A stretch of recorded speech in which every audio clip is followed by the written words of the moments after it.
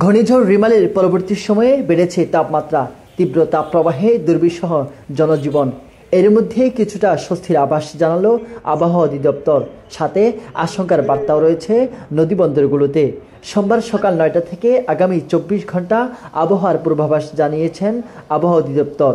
তারা জানান, রংপুর, ময়মনসিংহ ও সিলেট বিভাগের অনেক জায়গায় এবং রাজশাহী, ঢাকা, খুলনা, বরিশাল ও চট্টগ্রাম বিভাগের কিছু কিছু জায়গায় অস্থায়ীভাবে দমকা হাওয়া সহ হালকা থেকে মাঝারি ধরনের বৃষ্টি বা বজ্রসহ বৃষ্টি হতে পারে।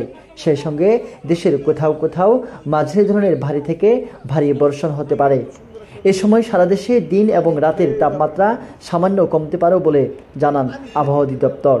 রংপুর, দিনাজপুর, সিলেট, চাঁদপুর, নোয়াখালী, খুলনা, বাগেরহাট, যশোর ও বরিশাল জেলাসহ ঢাকা ও রাজশাহী বিভাগের উপর দিয়ে মৃদু তাপপ্রবাহ বয়ে যাচ্ছে এবং তা কিছু জায়গা হতে প্রশমিত হতে পারে বলে জানান আবহাওয়াবিদ। সোমবার সন্ধ্যা 6টা পর্যন্ত দেশের অভ্যন্তরীণ নদীবন্দরগুলোর জন্য আবহাওয়া পূর্বাভাস বলা হয়েছে।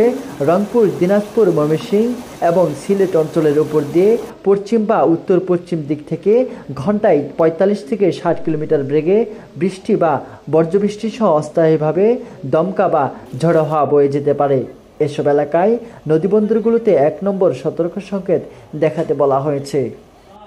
রহমতুল্লাহ, SCTV ডিজিটাল।